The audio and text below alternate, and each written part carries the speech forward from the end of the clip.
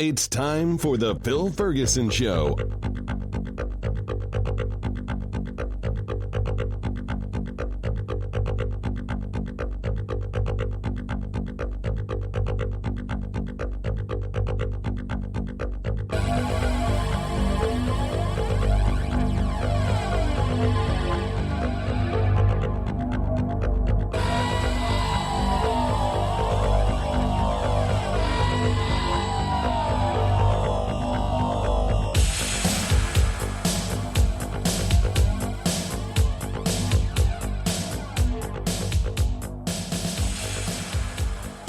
Well, hello there, everybody. This is Phil Ferguson, and you are listening to the Phil Ferguson Show. It is mid-late December. It's not quite Christmas yet, and you'll probably listen to this before Christmas or maybe over the Christmas break. I will be taking a formal holiday break, at least as far as creating podcasts are concerned.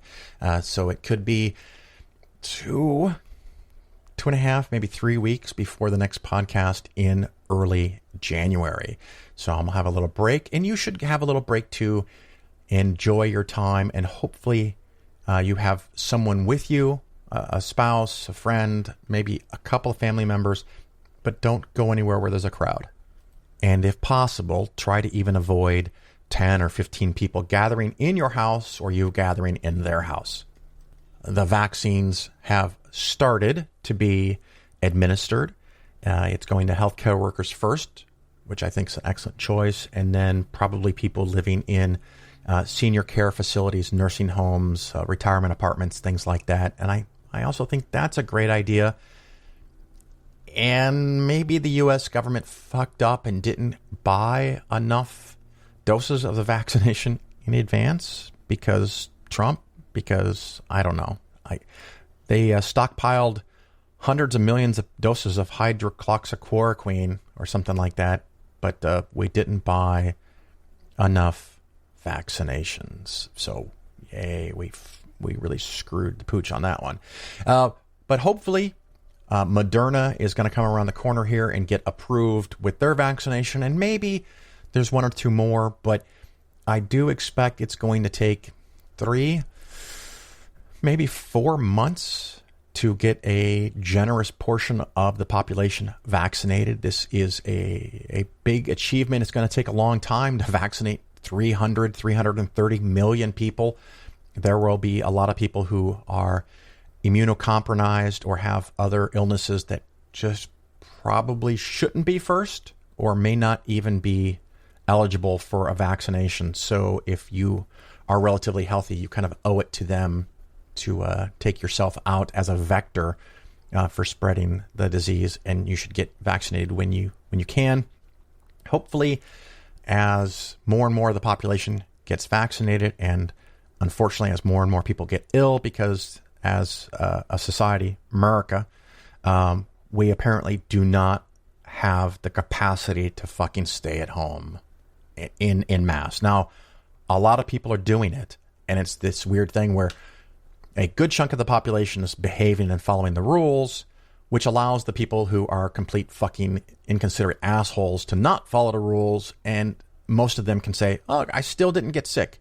I went to the bar twice a week for the last 3 months and I didn't get sick, so it's all a hoax. Well, they didn't get sick because the contagion was kept down, because most people did what they're supposed to do. And it's really, really unfortunate that in many cases the assholes get away with being assholes while the responsible people sit at home and try to wait this thing out. That's my choice. That's what I'm going to do.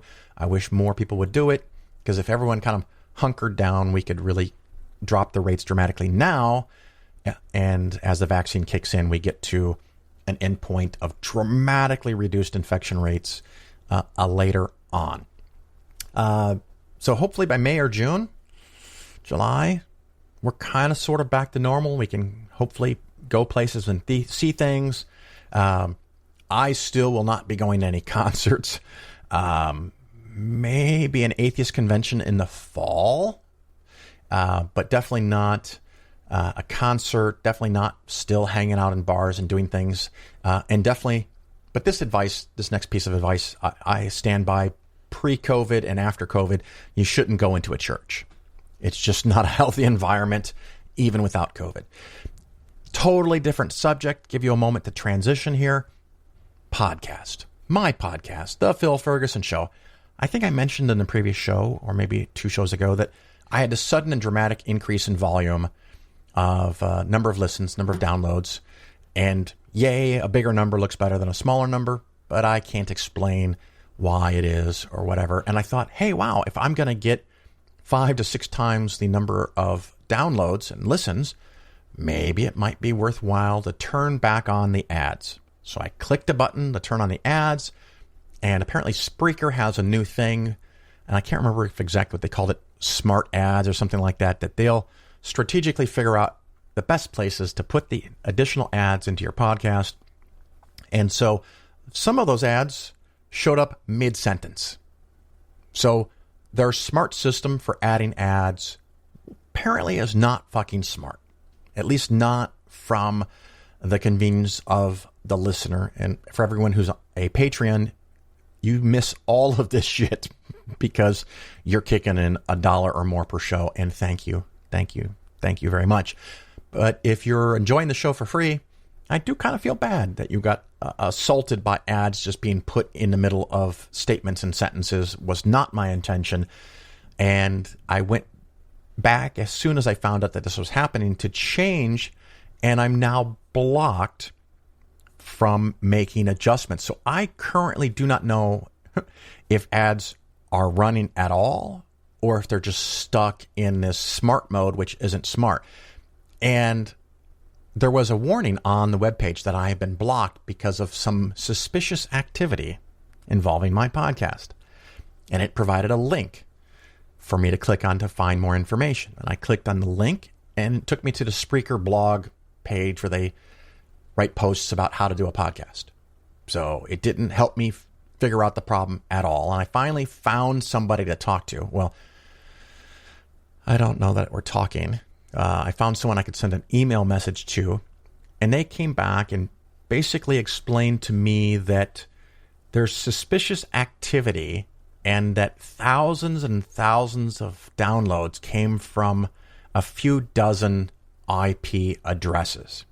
And so either a whole bunch of people found my show suddenly and downloaded the entire back catalog of hundreds and hundreds of shows, or somebody somehow is testing a system or trying to do me a favor, and if that's you, stop, by downloading every copy of the show over and over and over and over to create an increased volume. Or maybe Spreaker just has no idea what they're talking about.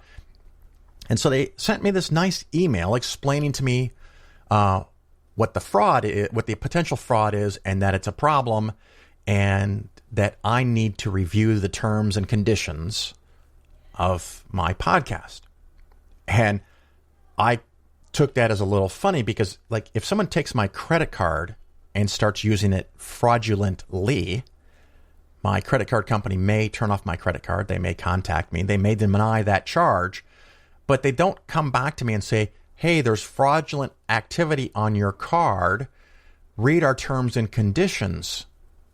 That kind of struck me a little funky. So me not often being the best with subtleties, I wrote back and I said, are you accusing me of fraud? Are you accusing me of somehow creating those artificial looking downloads? And I don't have the details. That I only know what they've told me, that it's a lot of downloads from a small number of IP addresses.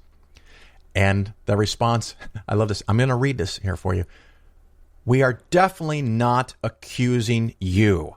However, all right, that's like saying I'm not a racist, but we're not accusing you, however.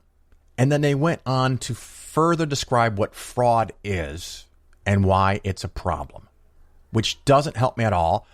And then the final sentence here was, unless you can prove that these listens are organic, we cannot remove the block. And so they think something is fraudulent. I don't have the details of what it exactly is, but somehow I have to look at something that appears to be fraudulent and it sounds like it's a problem to me, and I have to prove to them that it's not fraudulent without having the data or the resources to examine it. And if I don't do that, I'm blocked. At least the ads are blocked. And again, I don't know if that means they keep running the ads and they just fuck me and don't pay me, or if the ads have been removed. And I'm sure, because I've mentioned this now, dozens of you will tell me what the situation is. I have reached out to some other people at Spreaker to see if we can get this resolved. And another person that I've talked to in the past has been much more diplomatic about it and apologizing, and they're going to look into it and resolve it. And they know it's not me, that I didn't do it. I'm not committing fraud. They're not saying that, and they're going to fix it. But it's been a couple of weeks now and it's not fixed. There is a possibility that at some point in the next few weeks or next few months, I might switch hosting companies. The amount that I make on the advertising is not huge, but it's nice. I mean, why not collect it? Hopefully that's not too much of a jerk for me to get a couple of dollars from making the show from advertisers, as long as the ads don't go in the middle of a sentence. And at this point, not only am I not able to do that, I basically feel like I've been accused of defrauding them when I have no control over what they count, what they don't count, the amount that they pay me.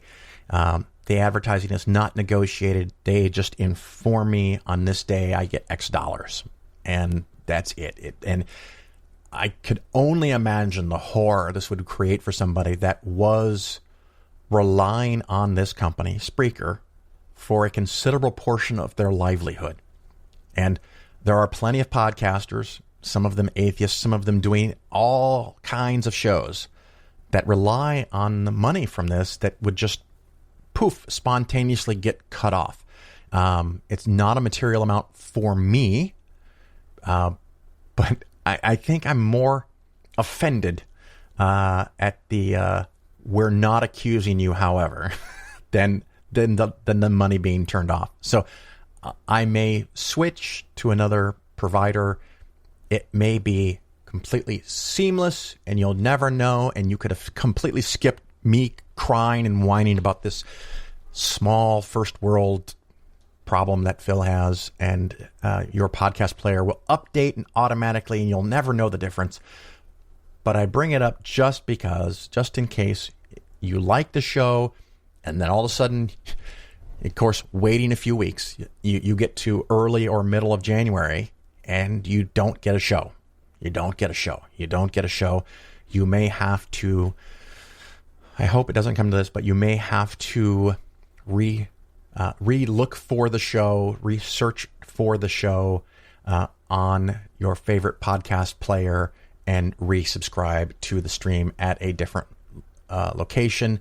And if that happens, I'll, of course, try to put that on the Facebook page for the Phil Ferguson Show, on my personal Facebook page, on the website for Polaris Financial Planning.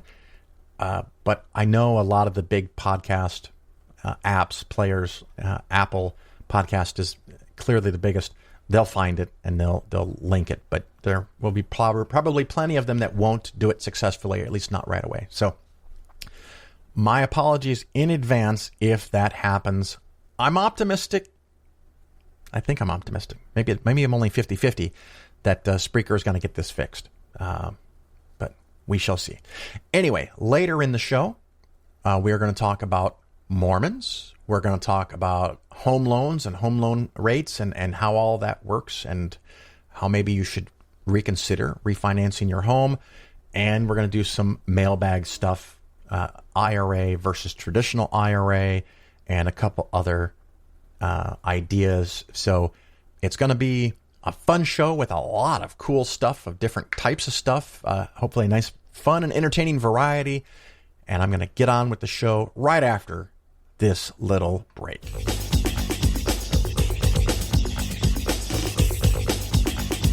All right, it's time for a mailbag session. I get emails on a regular basis, and sometimes a subject comes up from multiple listeners, and it makes it more likely that I'm going to cover it. So, of course, if you have questions or idea suggestions, let me know. Phil at PolarisFinancialPlanning.com, and maybe I can address your question on the show. Today's question is summarized, I guess, by the choice between an IRA and a Roth IRA. Which one should you use? And it's complicated, and it depends, and there's a lot of variables. One of the listeners sent me a link to an article on MarketWatch, which I wasn't really impressed with, so I'm not going to give you the details of how to find it. One of the things that kind of slapped me upside of the head, and I thought I would mention it, is that it says here in this article, quote, according to IRS data at the end of 2017, there was more than twice as many traditional IRAs as Roths, and they held about 9 times as much money, $8 trillion compared to $841 billion in Roths. And then the author goes on and says, the public may be onto something. That's absurd. that just slapped me upside the head. That was so uninformed, ignorant from the author. People aren't choosing IRAs over Roth IRAs because they've made a conscious choice and they understand all of the ramifications. I don't know that I understand all of the ramifications. And it's likely because most people save the bulk of their money through their employer, their employer-sponsored plan. And most of those plans are a 401k or a 403b. You may also have a Roth 401k, but a traditional 401k and a 403b is wildly more common. And so when that money rolls over, it rolls over into a IRA, a traditional IRA, not a Roth. So people aren't making a conscious choice to decide which one is better. It's just kind of the way the system is set up. It's not necessarily bad, but it doesn't mean that the average person is consciously choosing one plan over the other. So that was a bit of a surprise. The article also went on to talk about taxes, and I was very, very lost by the idea that they were claiming that most people pay 0% tax in retirement. I'm not quite sure how they got to that, and maybe they're right. I am not a tax expert. I do know that federal tax rates, if you make very little, can be as low as 10%, and maybe they're talking about people that make very little money and then have deductions that they qualify for. A good chunk of their money could actually be paying a 0% federal income tax rate. But for the average listener to the show, that is not where I want you to end up. I don't want you to be in a position in retirement that you make such a small amount of money that you pay no taxes. I would rather you have a considerably larger amount of money and you can vigorously bitch about the amount of taxes that you're paying, but it just means you made more money. So then the real big question between an IRA and a Roth IRA is, do you want the tax advantage now or later? And again, it's complicated. Theoretically, from a mathematical standpoint, if your tax rate is 25% today and your tax rate is 25% in the future, both are pretty much the same.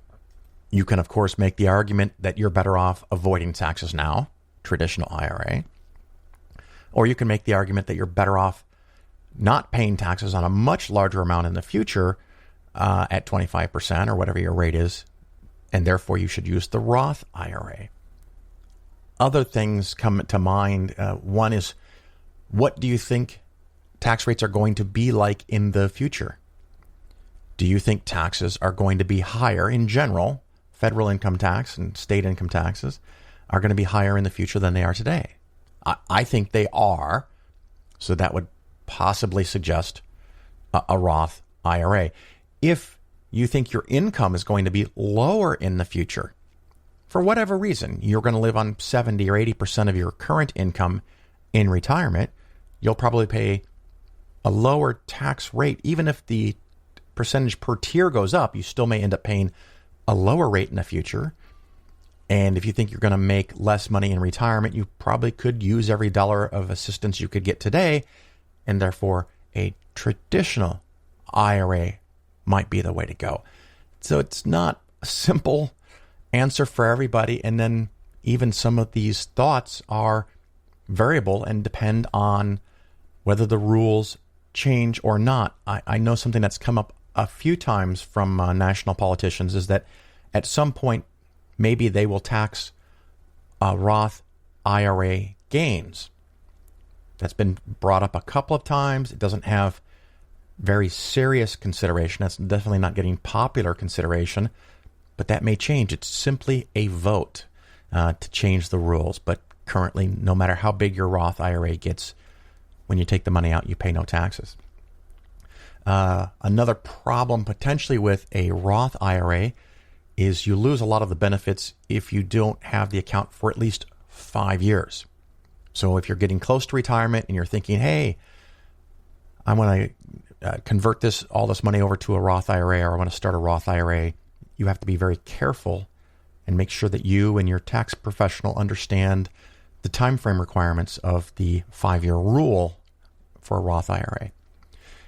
Another fun thing is because of the Secure Act, effective January 1st of 2020, the rules have completely and totally changed on the benefit and the required minimum distributions of your beneficiaries, your heirs, if you give your IRA or Roth IRA to your descendants. Previously, people could drag that out for over their lifetime, but now they're required to follow what is called the 10-year rule. And so within 10 years, they must take all of the money out of a traditional IRA or a Roth IRA. Now, here it becomes extra funny because if you intend a large part of your IRA to go on past your lifetime, again, your beneficiaries could take out some of the money every year for the 10 years, or they could wait to the end and take it all out in the 10th year. They're not required to take anything out in years 1 through 9, only required to take it all out by the end of the 10th year. And of course, with the traditional IRA, if they do that all at the end of the 10th year, that would be added to their earned income in that year if they're working, and they could pay pretty sizable taxes. So you avoided taxes, but you passed the taxes on potentially not only at a higher rate because taxes went up in the future, but a higher rate because the person that received it is still working at the 10th year after your death when they're compelled to take all of the money out. So they could face a very serious tax bill. Of course, on the other hand, fuck them. It's found money to your beneficiary. They didn't work for it. They didn't earn it. You fucking gave it to them. And so if they have to pay 30% tax instead of 15% tax, it means they get to keep 70% of the money instead of 85% of the money that they didn't earn. You did, and you're dead. So what do you care? With the Roth IRA, if that goes to a descendant, they could delay taking the money out for 10 years. And assuming, again, that the rules don't change, they take it all out in the 10th year and pay no tax on any of it. So not only did they have your lifetime, but they had 10 bonus years to let that grow bigger and bigger and bigger, and then could take it out and have no taxes at all. So if that's something that you might want to do, putting money into a Roth IRA instead of a traditional IRA might be better. But again, linking back to the story I was talking about, it may not matter because the vast majority of the money you can save through your employer, you may not have a Roth option. But those are just some of the rules. But if you expect or think that for whatever reason that money is hard to come by, you never seem to make enough, you can barely pay your bills, and you just want a little something in retirement, and you think that your nest egg is only going to get to be $20 or $50 or $100,000, the traditional Roth IRA may be the way for you to go because you can at least write off the taxes today and probably not pay a whole lot of tax at some point in the future. If you expect that you're going to make a lot of money and you're going to pass it on to your descendants, a Roth IRA is probably a better way to go.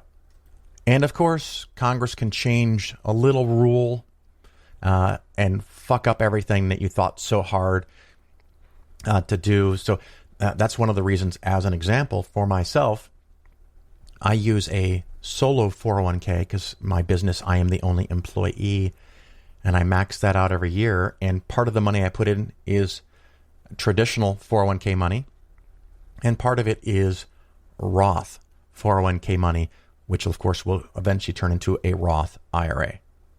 Because I'm acknowledging that I don't know, even for my own situation, which one is going to be better. So I kind of split it. It's not exactly 50-50 because of some other rules, but it's generally in the same ballpark, about the same.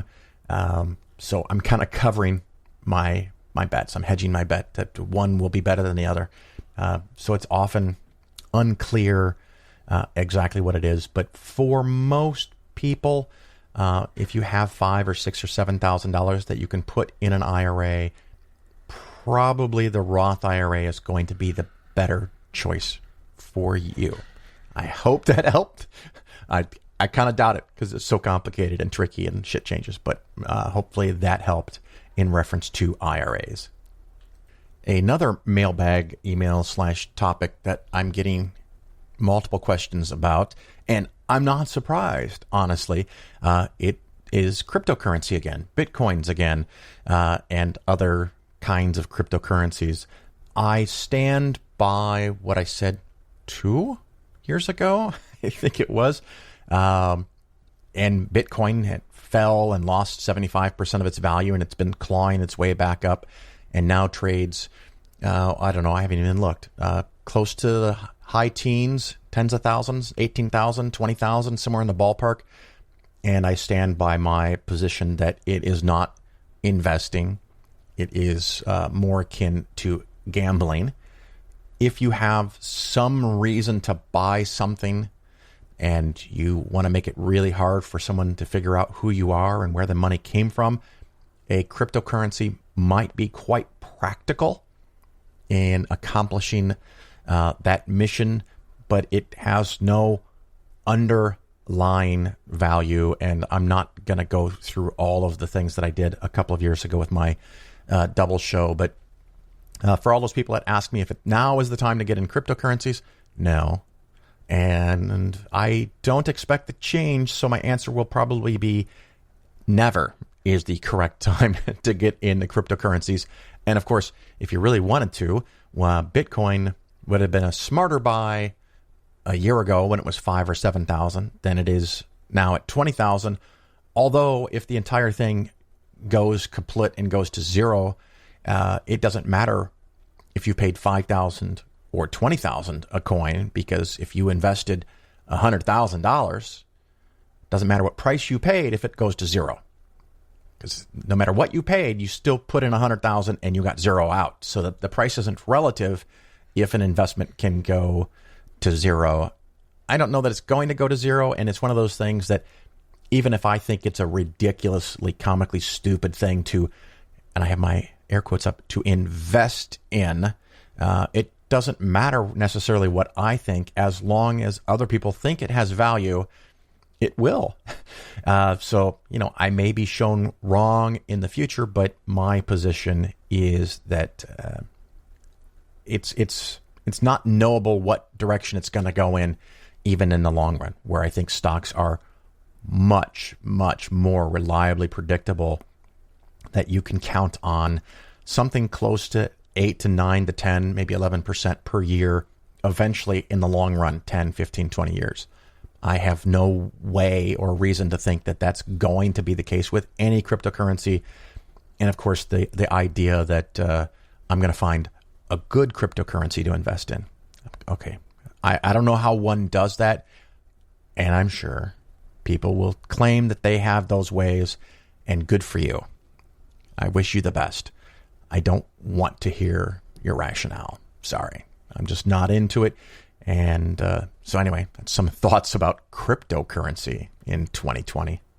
The last little topic here is a couple people forwarded me links to stories that have to deal with Robin Hood. Not the famous character that stole from the rich and gave to the poor, but the app that you can put on your phone, and it's real sexy and slick, and it will allow the most noobiest of noobs, buy and sell stocks with great rapidity for small fees. They are now being charged by the, I think it's the Massachusetts Securities Commission or Securities Exchange Commission of Massachusetts. God damn it. I'm not even sure what their official title is, but over allegations of what they call it, gamification of trading. Apparently, within the Robinhood app, you can get fireworks and confetti explosions when you buy stocks, and there was concern that the fact that it looks like a game may induce people to actively participate in trading to their own detriment, and therefore the platform is not serving the interest of investors, but simply the interests of Robinhood, who might make a little bit of money every time you trade. So I don't know how that's going to turn out, but that's another one of those things that I stand by the idea that you should not be using some cute little clever app like Acorns or Betterment or Robinhood to invest. I'm not going to go over all those reasons right now in this little segment, but it just was a fun little news story that the state of Massachusetts Securities Watchdog Group is going to try to sue or take Robinhood to court or force them into a settlement over the gamification of stock trading. And I think it was Robinhood that had the horrifically unfortunate event where a young person killed themselves when they thought they had lost hundreds of thousands of dollars. Actually, I'm looking at it here. A 20-year-old thought they owed $730,000 to Robinhood. And it apparently maybe was partly owed, but most of it was an accounting glitch in the software. So that is horrific and very, very unfortunate. But yeah, I don't really like stock trading in general.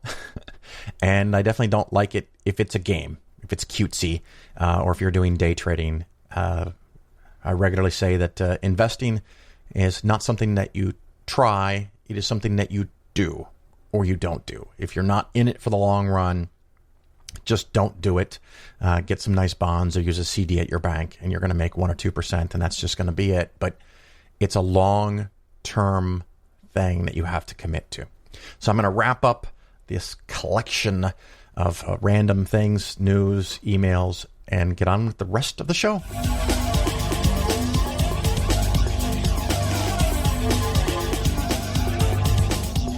How you can justify wanting to take something away from people, from 95, that gives meaning to 95% of the American people, and replace it with something that gives meaning to just 5% of the American people? Well, what an incredibly stupid question.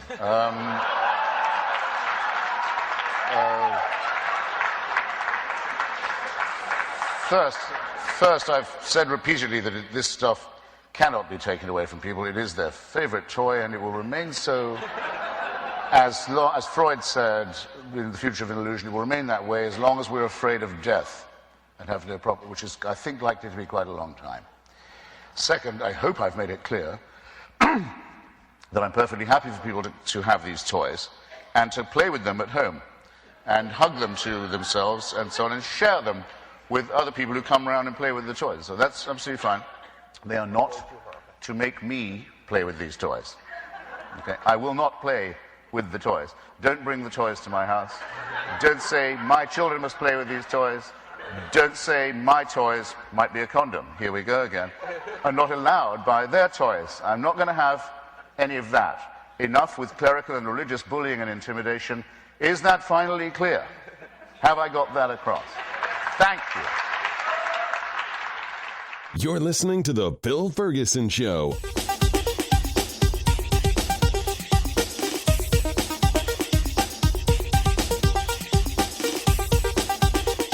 I'd like to take a minute to talk about debt. There are other famous advisors that talk about having no debt, paying off all debt no matter what. Dave Ramsey, as an example, he even thinks that if you go into debt for paying the hospital bills of your child's leukemia, that you are obligated by God to pay it off.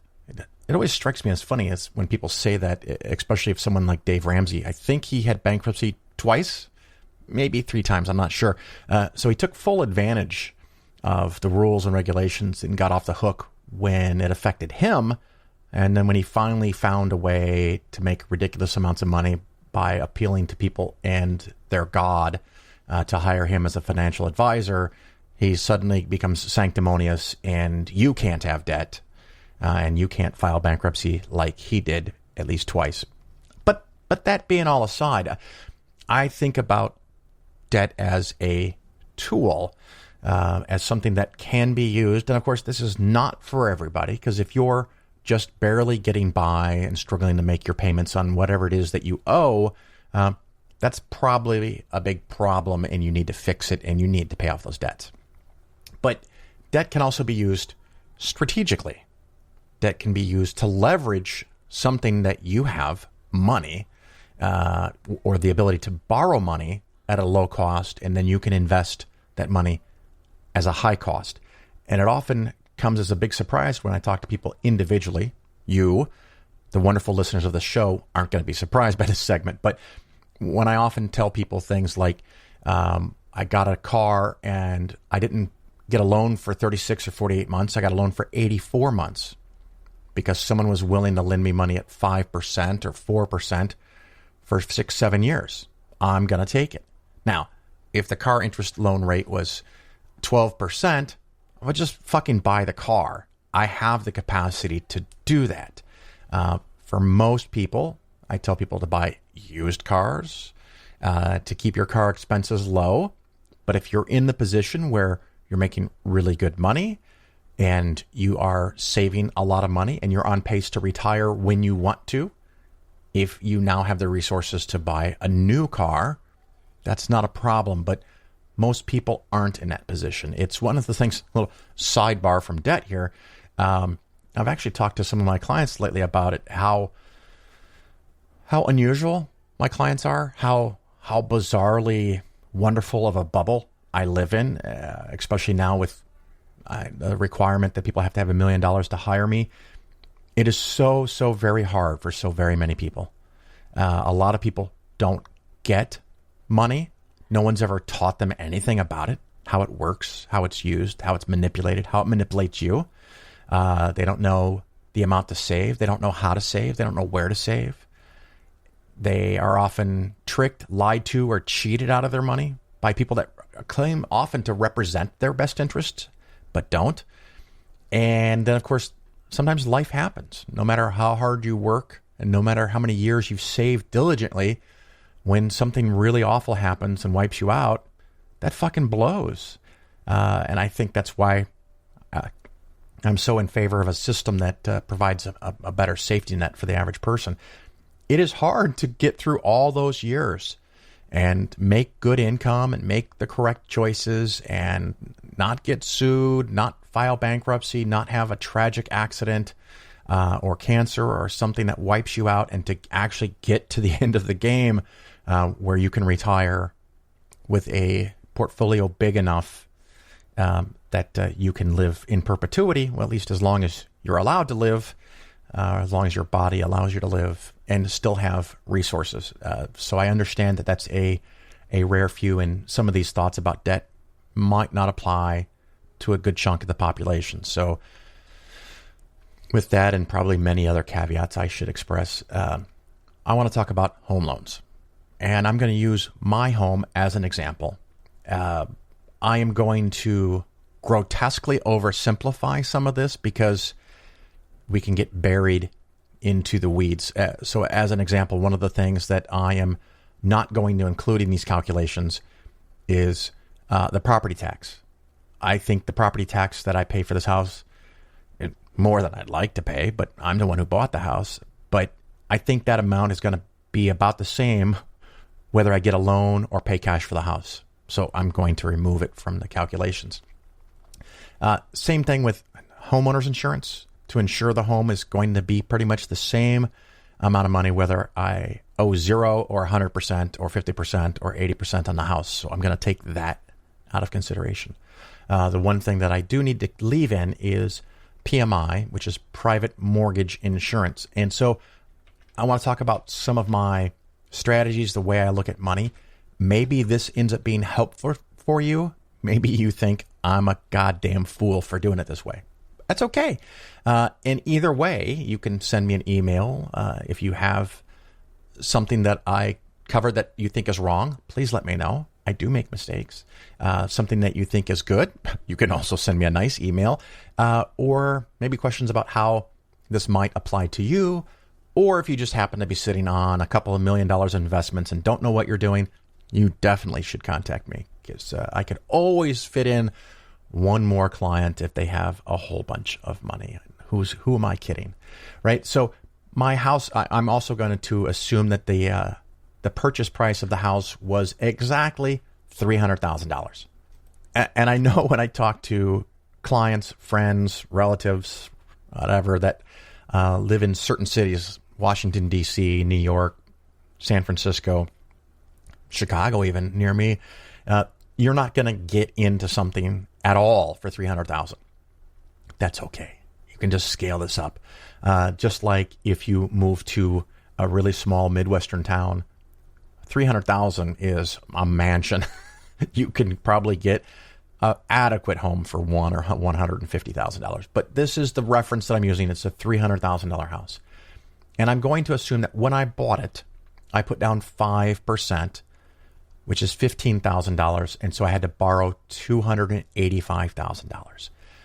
And we did buy this house in around April, May of 2017. So that'd be 17, 18, 19, almost 4 years. I need a few more months, but I've done some calculations in the last 3.5 years along with this. But we're assuming the loan is for $285,000. The initial loan amount was for 4.37%, the initial rate. And the payment was $1,423. Again, only principal and interest. And the amount of principal that would be paid down from those payments is $4,717. So I'm building equity in the home every year. And the amazing thing is, the lower the interest rate, not only the lower your payment, but the greater the amount of principal you pay every month, and of course for the total year. About a year ago, I refinanced, and my payment went from a roughly $1,423 to $1,340, a savings of about $80 a month, $83 a month, and the amount that went to principal increased by $420 over the period of a year. So even better. And of course, for most people, the amount of interest that you pay on your home is either completely or partially tax deductible. So even if you're borrowing money at 3.875, your effective rate is probably close to 3. The new thing that I'm doing, and I'm just about to finalize that, and I should have this done by the end of the year, I'm refinancing again at 2.875. My very first home loan was probably at 9% many years ago. Rates are ridiculously, comically low. If you have the means, if your credit is good, if you have the appropriate equity and the ability to pay for refinancing, you should give it serious consideration at this time. At 2.875, my payment will be $1,182. The previous payment from 3.5 years ago was $1,423.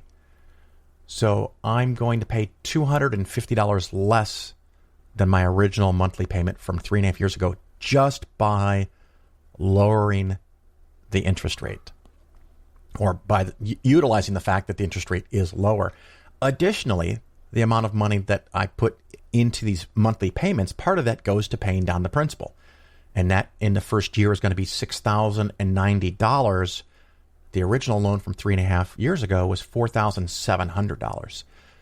So I'm going to save or create increase in equity in excess of $1,300 more in a year, just because the interest rate is lower. And so I see those as combined benefits. So the difference of interest rate going down from 3.875 to 2.875, I figure I'm going to save by reduced payments, and I'm going to gain by increased principal payments almost $3,000 from what I financed 1 year ago on a $300,000 house, a $285,000 loan. Again, a lot of assumptions and rounding, but the basic point is that if I have to pay $1,200 or $1,500 or even $1,800 to refinance in 1 year, I'm going to either save or gain in principal on the house almost $3,000. If I end up staying here 10 more years, the next 9 years, I pocket $3,000 or about $27,000 simply because I have a lower interest rate. I kind of see that as a fun way to almost magically create money. The other thing that you may have noticed when I started, and I wasn't sure if I was going to do this first or in the end segment, but now I know it's later in the segment, I put 5% down. I did not put 20% down. 20% down on a $300,000 loan would be $60,000. I put 5% down, or about $15,000. Now, for me, it's a mathematical choice because the amount I put down is totally dependent on my desires. I have the ability to put 5% down. I have the ability to put 20% down. I still have the ability, where I could just pay the $300,000 and not have a loan at all. But here's part of the rationale of why I put 5% down. So I had PMI, private mortgage insurance. It is about $70 a month, and thankfully it goes away with this version of refinancing because of the principal payments I've made in the last 3.5 years and some modest appreciation in the property value at this location.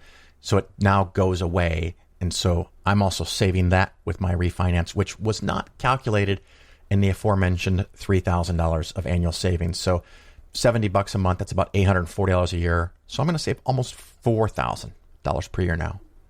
And again, that's versus the rate that I had 1 year ago. If I go all the way back to 3.5 years ago, we're probably 50% more. So instead of $4,000, I'm going to save $5,000 or $6,000 a year because of the drop in interest rates. So it makes a big difference. But that PMI was $70 a month.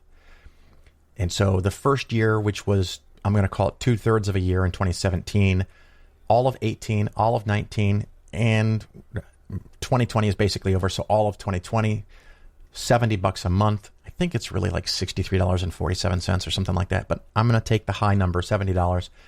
That means I paid about $3,080 in private mortgage insurance. And you might say to yourself, Phil, that was money you didn't have to pay if you just put more money down. And you would be right. If my choices were paying this $3,080 or taking that $45,000 I didn't put down and putting it in a mattress, it would be a stupid fucking thing for me to do. Additionally, I have to count the interest that I'm paying on that $45,000 because I have a bigger loan. So I have to pay, and I'm going to call it 4%. I'm going to ignore the tax deductibility. I'm going to ignore that I decreased the rate a year and 2 months ago and just call it 4%.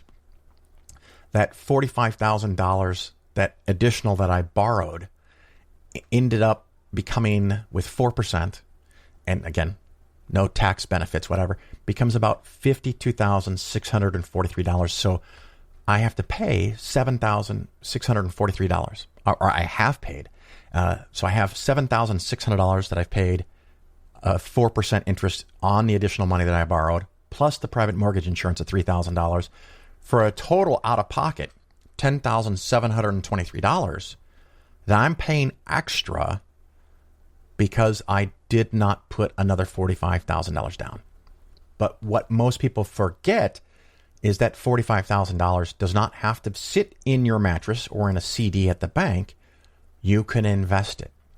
And again, I say it all the time with my philosophies and styles. This is not something you try. This is something you do over a lifetime, because there will be, and there have been times where this does not work. But on the average, over time, it will work. And the basic principle is that if I can invest that $45,000 in the stock market and theoretically make 7, 8, 9, 10% and borrow money at 4 or 3%, 10 is bigger than 3. 10 is bigger than 4. 9 is bigger than 4. 7 is bigger than 4. If I can make more with the money than I pay to borrow the money, I'm ahead, and that's what I'm looking at. The reason I stress so much that you can't try is because if you do this in the wrong year, you could end up losing a lot of money. So this is not for everybody. It's not something to try, but it's a lifelong strategy, a lifestyle of how you handle money. And of course, if interest rates on homes were 10% like they were in the late 70s, this would be a phenomenally grotesquely and stupid thing to do. But we're not there. We're at a point where I can borrow money for my house now at 2.875%. And part of that is tax deductible. So it's staggering. Now, the $45,000 I did not put down on my house. Calendar year 2017, the S&P 500 was up 21.83. To make the math really simple, I'm going to assume that I got 2/3 of that benefit because I bought the house end of April, beginning of May. And so the $45,000 by the end of 2017 became $51,500. That money then shrunk in 2018 because the S&P 500 was down 4.4%, and so it's now 49,200 and something. However, 2019 the market was up, the S&P anyway, was up 31.5%, and so that money became worth $64,700.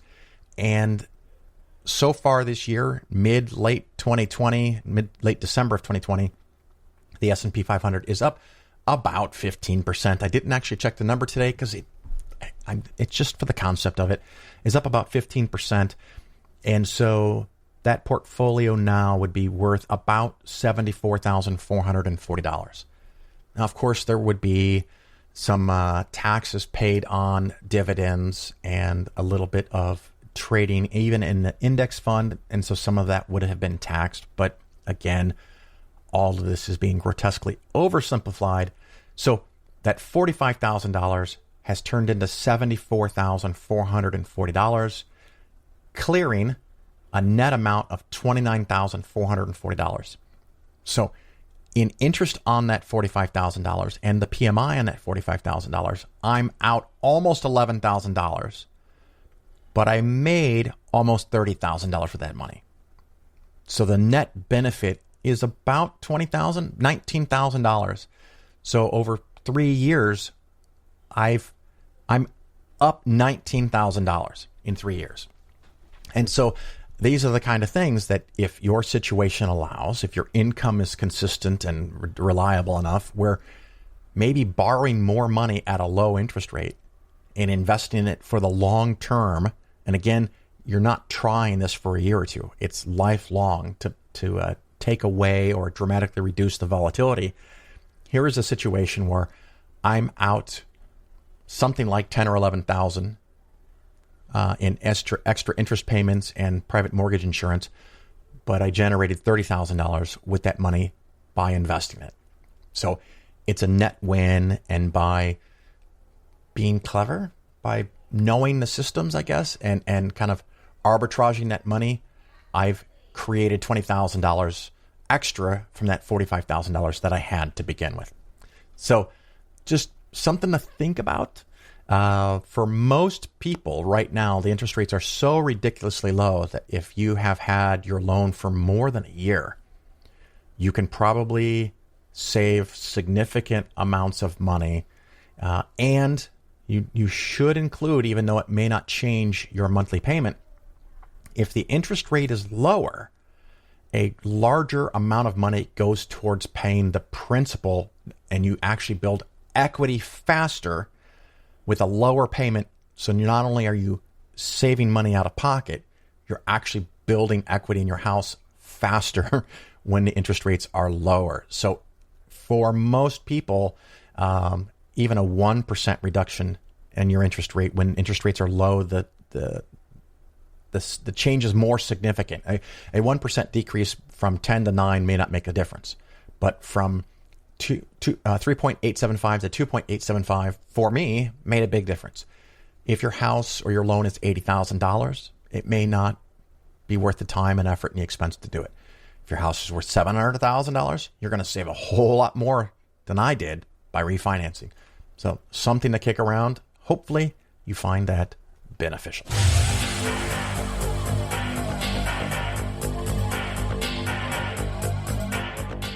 The Phil Ferguson Show is for educational purposes only. Nothing said on the show should be interpreted as personalized investment advice. Your investments should be based on your situation, and you should consult with your financial advisor before taking any action. The show may contain ads. These ads are placed into the show by the hosting company after I finish recording and editing. I have little control over the content of the ads, and you should not assume that I support their products or claims. If you choose to support the show via the new Patreon page, that support does not create an advisor-client relationship. And Whitcomb says slavery has to be considered in context. What's more relative than that? There were people at the time, Thomas Paine, Benjamin Franklin, there were innumerable humanists and secularists who said slavery is evil. The church wouldn't agree. Now, which is it then? Is it that the church is wrong, or, even more suggestive, that God has not yet revealed that it's wrong to them? Or did God support it all those years and then change his mind? From a beginning point of absurdity, you arrive at a terminal point of absolute moral chaos. And I think you've at least done us the favor of making that plain this evening. God, in short, God did not make man in his own image. It is precisely to the contrary. Mammals and primates made many gods and many churches in their own rival images.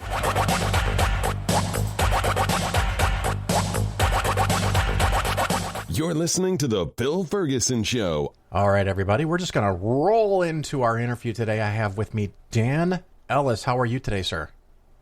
I'm doing very well. It's been a very busy morning, but what day isn't when you're a federal employee? What are you at liberty to say what you do generally?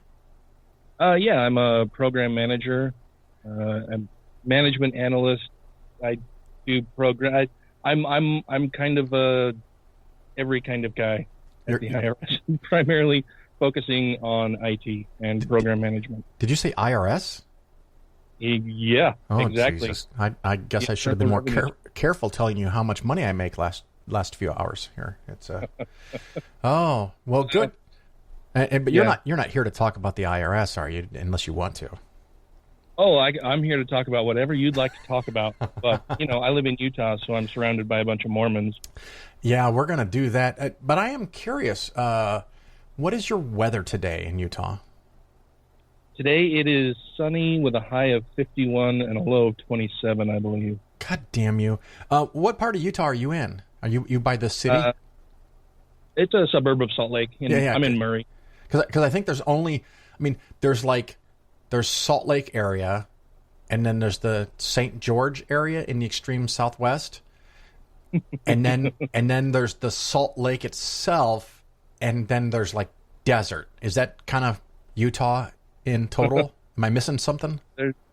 There's pretty much like an I-15 corridor, right? So from the top of the state on down to St. George, you've got the major cities are Logan, and then further south would be Layton and Davis County, and south of that would be Salt Lake City, and then south of there would be Provo. South of there would be just about anywhere in central Utah. But you can go in other directions and go like a good hour without seeing things. I mean, like people and cities. Yeah, it's a fairly sparsely populated state. I think we've got less than 4 million total residents, I believe. Well, that's more than I would have guessed. I know Salt Lake City is like a real, it's actual city and stuff, and they have a little cute trolley, don't they, downtown? We don't really have a trolley. We have tracks and bus lines and commuter rail. Commuter rail, light rail. Yeah. And it seems like a nice city, but there's this really big eyesore right in the middle of it. With how tall is that wall? Like 15 feet tall and like 5 feet thick or something? What's going on there? I'm guessing you're referring to Temple Square. Yeah. It's more of a temple rectangle now, since the state allowed the church to annex a portion of public property and sold that to the church. And so now it covers a few square city blocks. Wow, because the last time I was there, right by one of the gates, they had an information booth, and I went up and I said, these really ginormous walls around this entire city block, is that to keep people out or in? And they did not find that funny at all. They did not like that at all. And it was actually my saddest part about Salt Lake City was when I left and I found out only later, I was in the building that has the underwear store in the basement. I could have gone down there and bluffed my way into some magic underwear, and I didn't even know that it was being sold on the ground floor of that building. They may have asked to see your temple recommend. Yeah, they may have asked, and I could have said, well, I'm from Chicago. I didn't bring it with me. And I left my other pants. Yeah, it's for my son. He's about to go on a mission. Or, just give me a business card. I'll order them online, whatever. But I thought it would be fun to give it a try, because I watched some video. Some guys went down there and actually did that, and they just were able to buy it like a regular department store kind of thing. Mm-hmm. So, yeah, you have to be pretty sly about it sometimes. And they have different checks that they can put in place to try to ensure that, nobody gets a hold of their special secret sacred underwear. Yeah, because otherwise I would go, what was that website I went to? Amazon, and I just buy long johns, and voila, magic underwear. Well, but then it wouldn't have the special secret symbols on them in different locations. That's right, because it's got secret symbols on the crotch and the nipples, titties. So yeah, I think it's over each nipple, and then one on like a thigh, and a belly button. I'd have to brush up on that. Yeah, I've lost my edge on Mormon underwear symbol locations. I'm gonna have to check back on that. But you were a Mormon, so now does that make you a foreman now? You're a former Mormon? Yes, a former Mormon. I went from being a baptized Mormon to a Jack Mormon, and now I'm a former Mormon or foreman. What's a Jack Mormon?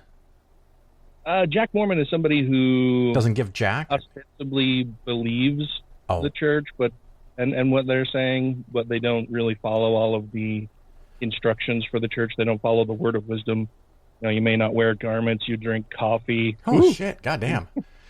May have a beer every now and then. That kind of stuff. I'm stunned. I've learned something new. But why Jack? What is that?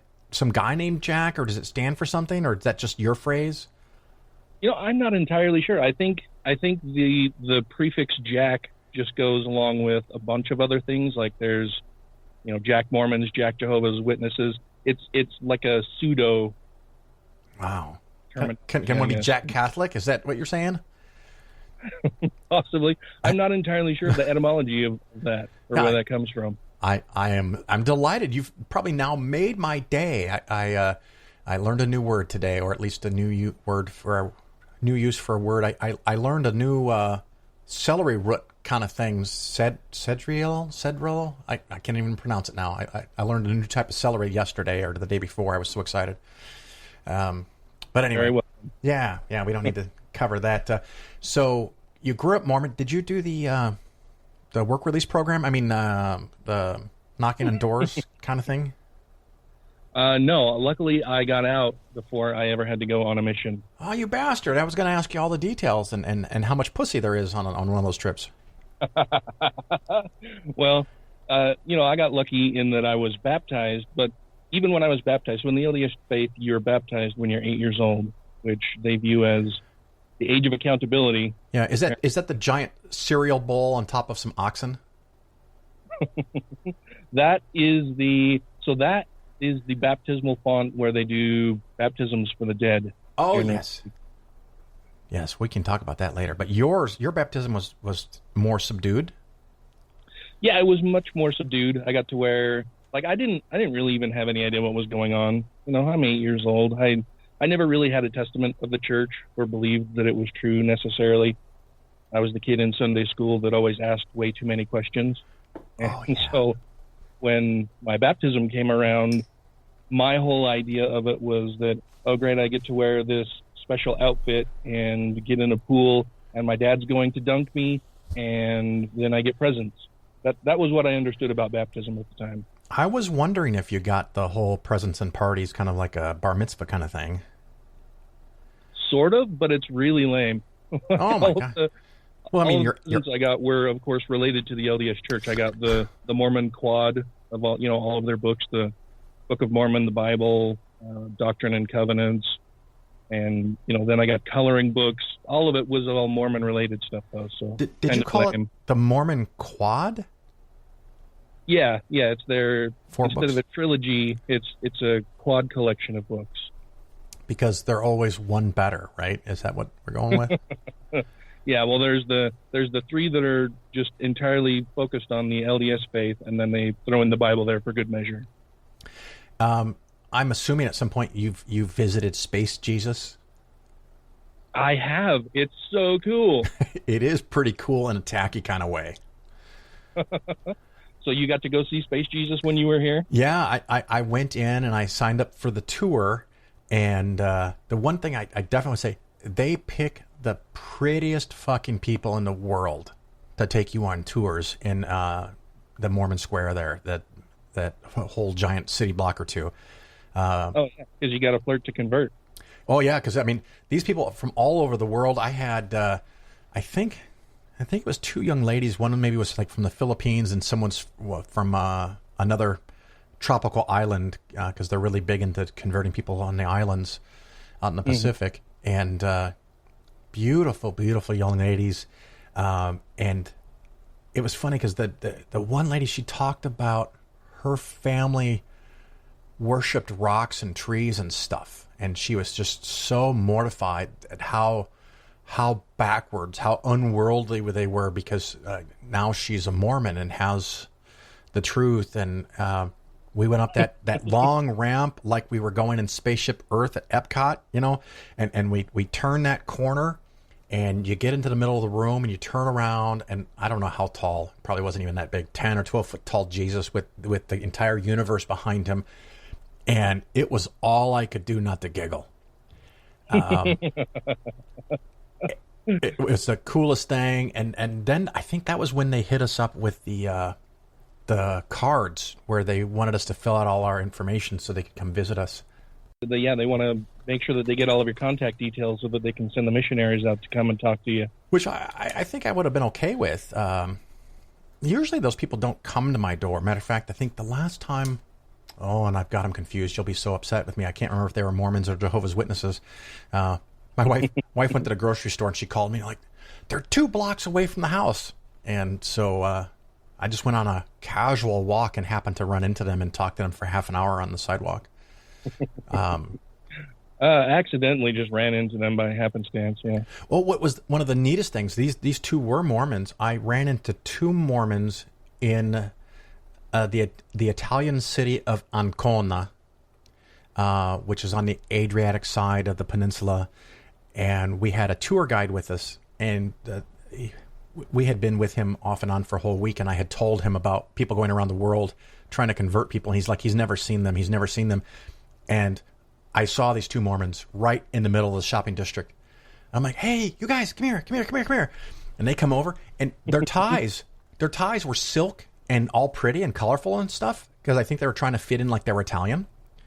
Because no one in Italy would wear a straight black tie. That would just be like weird. Not that they're not weird enough. And we started talking, and I showed our tour guide that, yes, these guys do exist. And these 2 lucky bastards got to spend a good part of a year in Italy trying to convert people to Mormonism. And they spoke like 5 words in Italian. They'd already been there a month, but didn't know anything. And they were just the nicest, doe-eyed young men.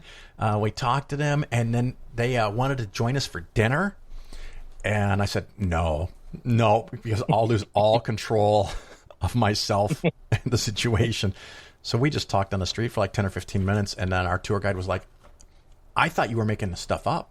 And I'm like, nope, this is what they really do. So what do you know about this tourism thing that the Mormons promote? You get to go somewhere? How's that work? Oh, you mean when they send out missionaries into the field? Yeah, I'm going to call it tourism. But yeah, so here in Utah, they have the Mormon Missionary Training Center, which is, and I think they have a few training centers scattered around, but this was the first and biggest one. And they send young men and women there to learn different languages. And actually it's a pretty cool little system that they've got. And they get people ramped up and speaking a different language fairly fluently pretty quickly. I'm kind of surprised that the missionaries you ran into there in Italy didn't speak Italian more fluently, because from everything I understand, it's a pretty good program in bringing people up to speed. Yeah, and I may have been a little melodramatic about their lack of Italian, but I do know that me and the tour guide could talk Italian right in front of them, and they didn't really know what was going on. So, but it was probably enough to knock on a door and say hello and Jesus. But they were very polite. Every missionary I've run into has always been polite. I mean, they're probably told that a million times to be polite. It just seems like such a financial and economic waste to spend money on that when you could actually do something productive. But, I guess that's why I'm not in charge of a religion. Yeah, it is quite a waste for a lot of people that go on the missions.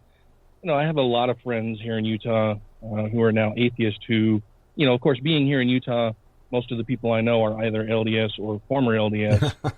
And so I have all kinds of interesting stories from friends who have served missions, and either while they were on their mission or just before or just after returning home decided that they were no longer going to take part in the cult that they had previously identified with, because something happened on their mission that opened their eyes to a much larger world and better understanding of their role in it, and then they decided to leave. But yeah, they send them there. They send teenagers to the missionary training center, get them assigned out to where they're going to work in their mission field. They always have to have a partner, because you can't they don't like any of their missionaries to be alone for any extended. Yeah, that's dangerous shit. You might talk to people.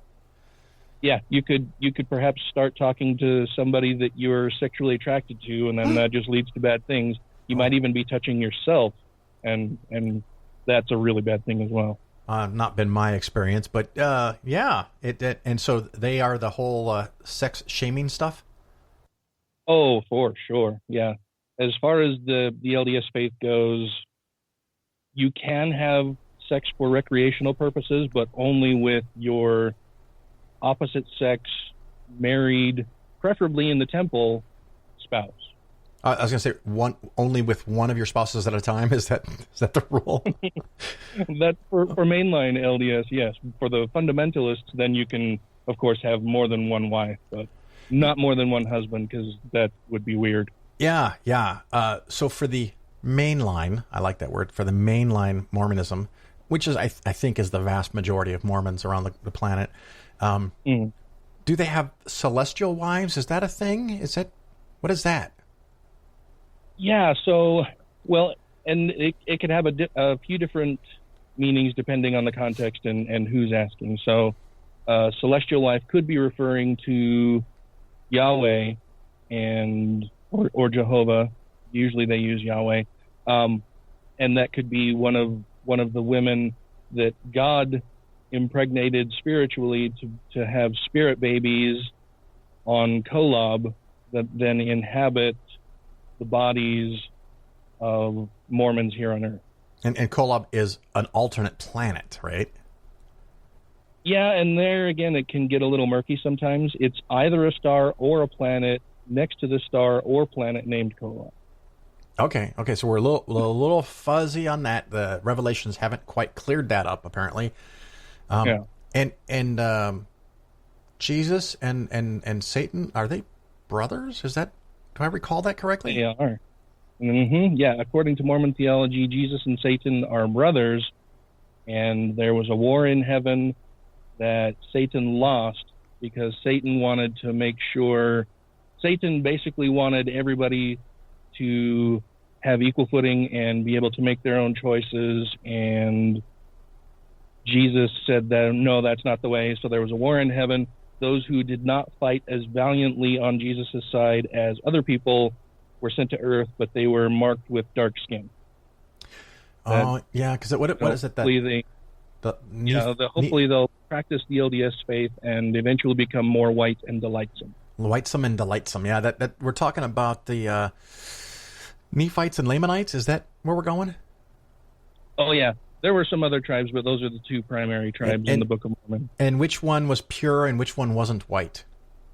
The Nephites were pure. The Lamanites were not. Okay. The Lamanites were the darker, dusky-hued people. So lame, and so that I'm just going to remember by thinking they're lame. And so this is not Phil's opinions on reality. We're playing around with this religion. But the Lamanites were bad, and the way you could know they were bad was their skin was darker. And so this could be interpreted to have racist undertones? Oh, the racism is rampant within the LDS Church and has been from its inception. They like to point to specific, moments in history where Joseph Smith talked to a black man or worked with a black man or allowed a black man to go to church with him. But blacks could not even hold the priesthood within the LDS faith until 1978. Yeah, because I thought that was... Did they change the book? Did they reinterpret it, or did they change the language in the book? Because I thought the Book of Mormon was pretty clear on that. I don't recall which way it broke out. Do you remember that situation in 78? Yeah, it's actually the sticking point here is that the LDS Church likes to fall back on making distinctions in policy versus revelation, and sometimes they muddy the two. So as far as the official church's stance currently, it's that the pre-1978 ban on blacks holding the priesthood was never laid out. It was never commanded by God that be the case. It was a policy that the church had instituted for, and then you can fill in whatever apologetics reason is popular at the time. And then in 1978, they did receive revelation that it should be changed and allow blacks to fully participate in God's restored church here on earth. That was very magnanimous of them to allow. Oh gosh, I mean, and it's amazing to think through all that time. It wasn't that long ago, and what year was it when women got to become priests? Oh, that would be 1990 never. Yeah, I thought that was in the middle of that decade. So women can't receive, what is it, revelation? They can't receive revelation, but they can have babies. Is that the trade-off that I thought I heard? Yeah, pretty much. Women within the LDS faith, and it's one of the reasons that I ended up having my eyes opened and leaving the church. Women are much lower on the totem pole of power within the LDS Church. They have separate but just as important duties, which are, raising up their children and taking care of the home and attending to the needs of the patriarch of the family. Yeah, it's always an interesting thing when they talk about separate but equal. In almost any context, you want to apply that. But here it's you have the man who's in charge, and then you have the woman whose job is to do everything the man in charge says. And because those roles are different, they're equal. And it's like, wait a minute. I think a casual third-party observer might disagree with you. Now, if someone chooses to do one of those roles, and that's what they want to do, and they're supported by their friends and family and the people that they care about, that's fine. But when you're obligated, subjugated, compelled to take a lesser role because you are different somehow, I don't like that. I'm getting the impression that at least annoyed you as a Ute.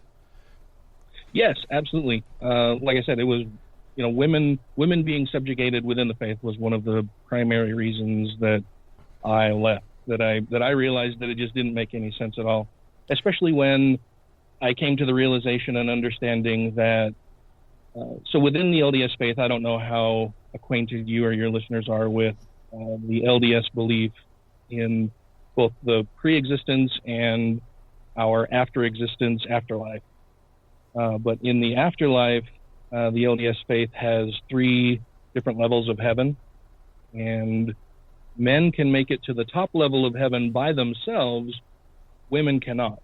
Women can only get to the celestial kingdom if their husband, who has married them in the LDS temple, speaks their special secret name and calls them to his side. And then, if he does that, they have no choice but to go, and they have to respond. They have to go to him if he calls their special name. But he doesn't have to, which is a good way of making sure that he has some power over them in their mortal existence, that if they act up, he may not call them to him in the celestial kingdom. So better be good. Wow, that's kind of like a reverse safe word kind of scenario going on there. I can let you languish on a lower level unless I say the magic words that allow you to be near me.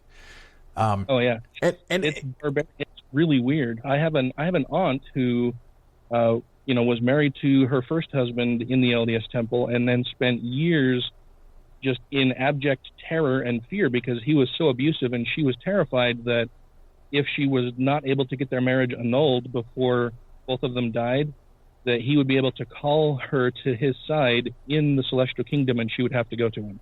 What a mind fuck! Oh my god! Yeah.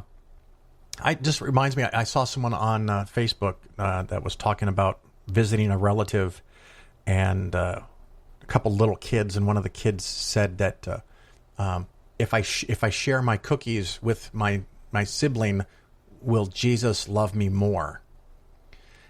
And in my head, I have this volcano going because it basically, love is something that you earn, and you can get to a situation. I don't know if this was your aunt's situation, but something like where someone is abused and not loved, and they're never going to be loved, and they're always going to be abused, but they constantly think it's because I'm not doing something correct. And this sounds like it could help set up situations like that, where if you're not doing everything you need to do and you don't get rewarded, it's your fault. So don't blame the people that are hitting you. Don't blame the people that are keeping you out of the public eye and locked up into a tower. Just make sure you do the right stuff, and it'll all get better. Am I making too much out of that, or can that actually happen? Oh, no, that's absolutely the case for an unfortunate number of people who follow this faith, that they're told that if they were just better people, then their lives wouldn't be so hard. One of my favorite things to do is to get people who say they have the same faith to argue about specific points of doctrine. Yes, that's good fun. Talk amongst yourselves. Oh yeah. So I had a couple coworkers not too long ago that were arguing specific points of doctrine that were just ridiculous. And my one coworker was telling my other coworker that the one coworker has a son who had some gastrointestinal related issues, right? He had Crohn's disease. Okay. And so they were talking to each other, and they're both very devout LDS people, and the one coworker said to the other coworker who has a son with Crohn's disease that, well, if your son was going to church regularly and volunteering at the temple and doing what he should be doing, then this probably wouldn't be an issue for him. Wow. So basically saying that God is punishing my other coworker's son with Crohn's because he's not as worthy a Mormon as he should be. And that's what a loving father figure, entity, spirit, host, whatever would do, is they would just clearly fuck with you until you obey, because that's love. That whole psychology of it, I guess I'm glad I never got far enough into it, because when I was 13 in the Methodist church, which a lot of people would not even consider a real religion because they're so wishy-washy. I just like I couldn't figure out. I mean, it's like, well, what's in it for me? What's the point here? This guy sucks. Just and so did you leave before you had to go on your mission trip, or you just kind of sashayed away and just kind of hid in the shadows? What was going on in your world? Oh, yeah. So my particular situation, I was fortunate in that my parents divorced shortly after I was baptized. Like my mother was a fairly staunch believer. My father was pretty wishy-washy. He was a Jack Mormon. So in order for him to baptize me, he quit smoking just long enough to, I think it had to be 6 months or whatever, that he wasn't smoking in order to be able to baptize me. And so that gives you an idea of, his devotion at the time to the church. And since then, of course, their roles have flipped. My mother is now an atheist, and my father is all in for the LDS Church, and actually disowned me last year after a discussion we had about his participation in the church and treatment of members of the LGBTQ community, and both of my children are members of that community. And so I had a come to Jesus talk with him, and then he disowned me. Wow. I am really sorry, and I mean that in the nicest, most sympathetic way I can muster, but I'm also glad, and I think you'll understand why, because now it's clear. There's nothing ambiguous anymore. It's over. Mm-hmm. But yeah, I'm sorry to hear that, because that can be really rough. And it's one of those things I learn more and more as I get older, that parents are just fucked up teenagers that have more years on them. And that includes me. The things that I misunderstand, the things that I do wrong, I still do some of them, and it's a learning experience, and I just try to get better. But some of us just stop trying to get better, and it can be heartbreaking. So yeah, gosh, I'm really sorry to hear that. Are things good with Mom though? Oh yeah, thank you very much for saying that. Things are good. I mean, there are instances or times that I'm a little bit sad about not having my father in my life anymore. Yeah. It was actually my father and my grandmother, so his mother, both basically disowned me because they're both very much into the church. But things are awesome with my mom. She's a fantastic, wonderful, caring, compassionate, loving, kind, all of the good words person that I can think of. Maybe that's why she's not in the church anymore. That would be my guess. Yeah. She's also an independent thinker and is very much of the belief that women should have equal rights. So it was difficult for her to remain a devout LDS person. You and we've known each other for years, not particularly well, forgive me for that, but we've known each other for years from conferences and stuff. And recently you had some Mormon-y stuff on your wall, and some people commented that you were also brave and posting that. And everyone's situation is different, and I am so delighted that I can, and I'm so delighted that you can be one of those voices that can criticize this stuff, because not everybody can do it. What's it like for someone who's trying to kind of walk away from Mormonism if they live in Utah? How rough can it be? It can be really, really rough. I used to be president for Atheists of Utah here in Utah. and one of the things that we tried to make our focus was creating a community for people who had left the LDS faith, because for so many people who are Mormons, it becomes an all-encompassing system of belief and activity where, on Sunday you've got 3 hours of church, on Monday you've got family home evening, on Tuesday you've got home teaching, on Wednesday you've got temple work, on Thursday you've got young men's and young women's and firesides, and on Friday you've got some church-related event. You're playing church basketball. On Saturday you're volunteering with the church, and it just cycles through week after week after week.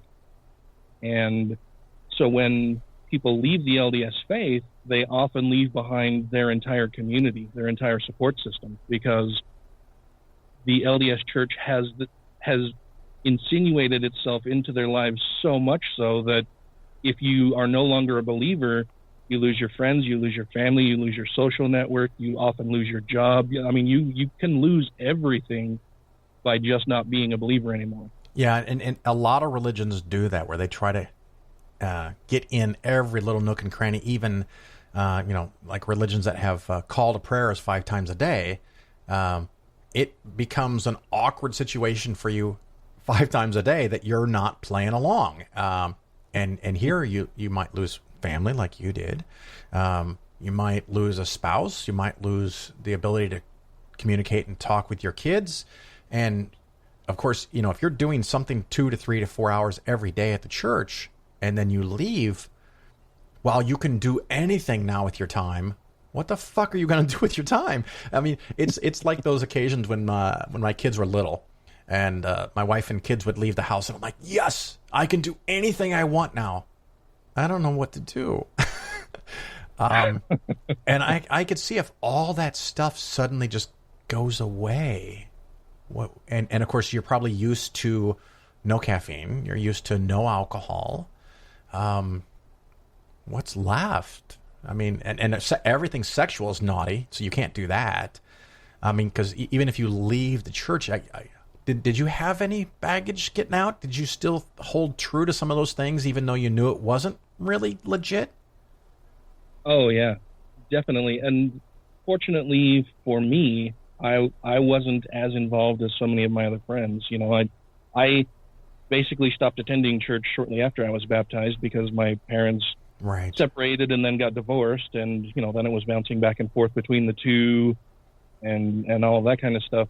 And I would go back to church on rare occasions. Usually it was if I was dating a young woman who wanted me to go to church with her, or somebody somebody died, so there was a funeral at a church, or there was a family reunion or party at a church. But yeah, I basically stopped attending shortly after I was baptized, and lucky for me, then I was able to learn a bunch more things about the church and about other religions that, led me away from the church definitively. Yeah, we've covered some of the silly things, and I may even get emails that I'm mocking the religion. I just want to make sure the listeners understand that, yes, I am.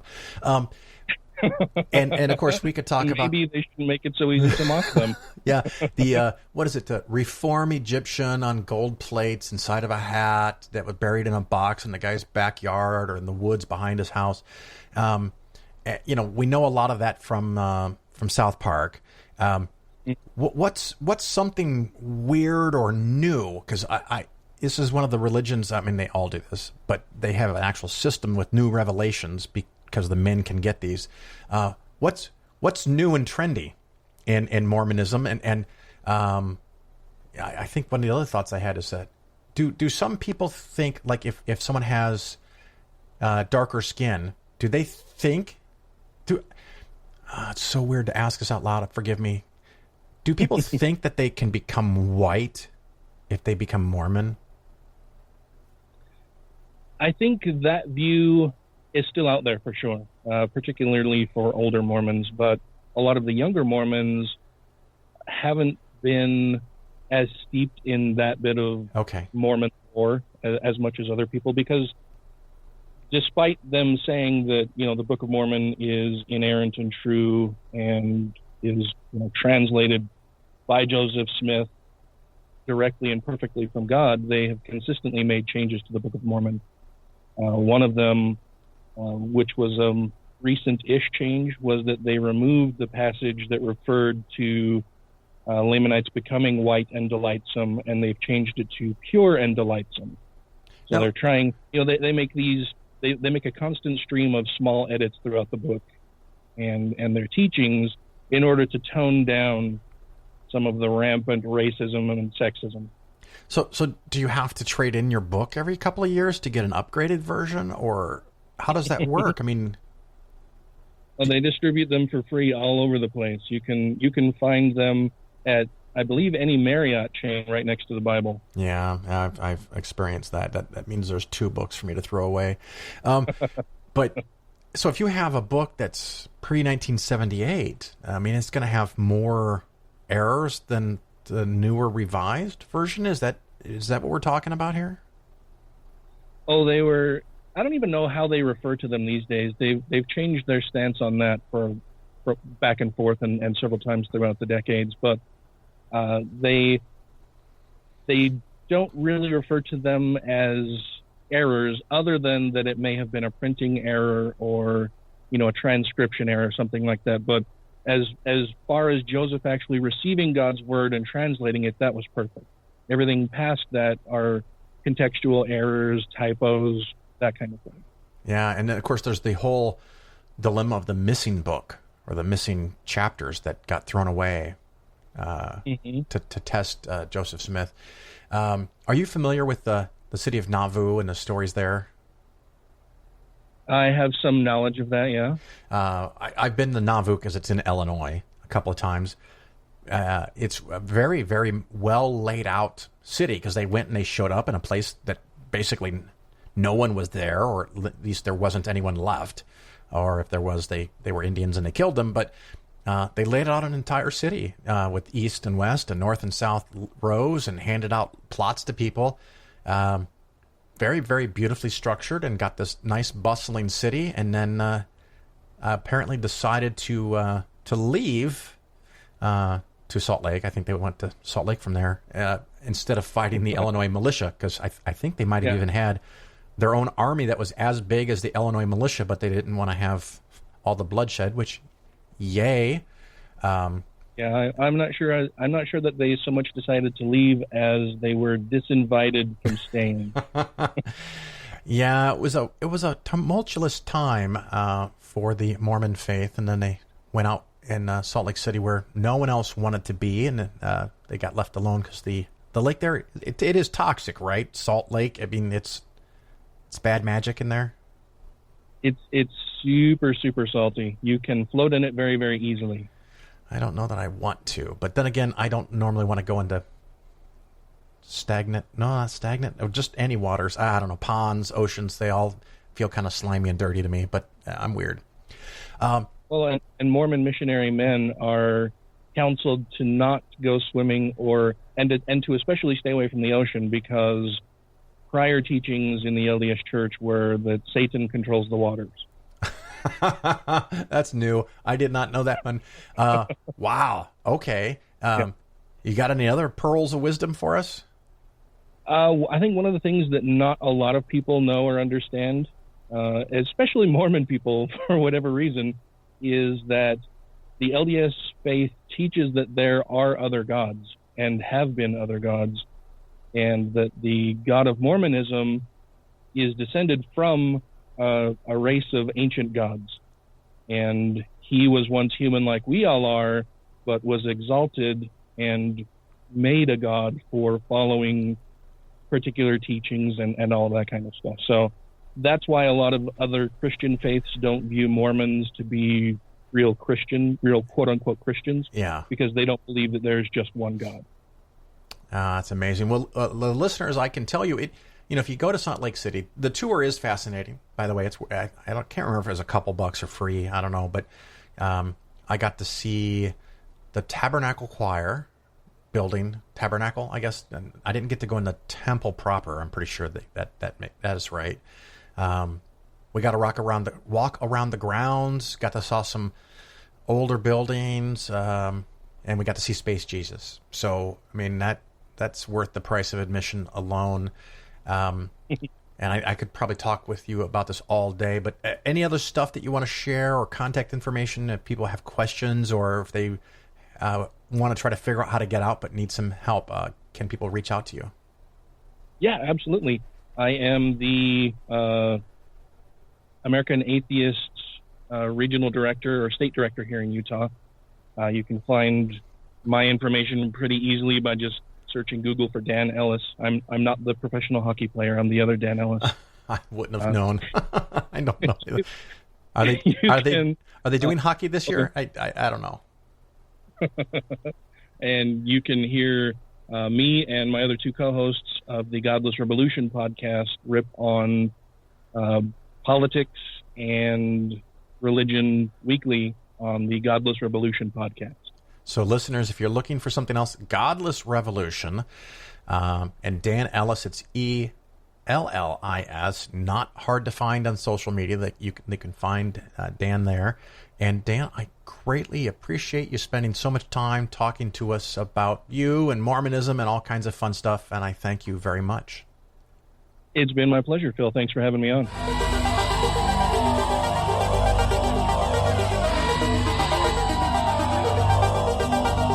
Thank you again for listening to the show. I greatly appreciate it. Hopefully you enjoyed the show half as much as I enjoyed making it. Special thanks to Dan for explaining some of the fun things about the Mormon cult, religion, and how that works and how he was able to escape it. I'm not sure exactly what the next topic will be, but probably, like I mentioned earlier in the show, a couple-week break here for the holiday season. I don't know if it'll be the first show, second show, or third show, but somewhere in January, I will probably do a 2020 year-in review.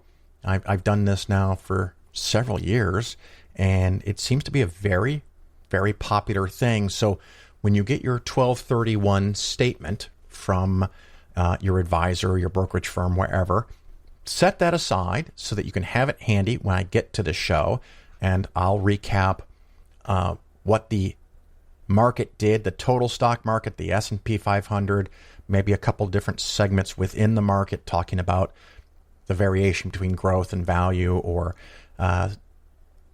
general stocks versus real estate versus international versus different types of bonds, and maybe some summary numbers, what you could have expected, what maybe you should have made if you were 100% in stocks or 30% in bonds and 70% stocks or 50-50, just as reference points. Of course, if your portfolio underperforms 1% or 2% or overperformed for 1% or 2%, it might be interesting to think about why.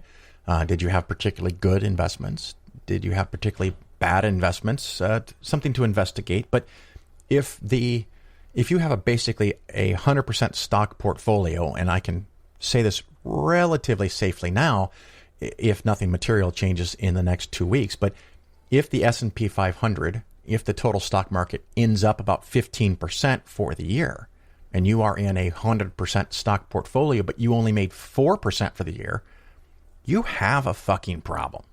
I don't know what the problem is, and you don't know maybe what the problem is, but you need to figure it out and fix it, because 15% gain years don't come every year. And I worry that if you only make 4 or 5 or 7 or 8% when the market makes 15%, what's going to happen next year and the following year and the following year? Is your portfolio efficient? Are you getting crushed with fees?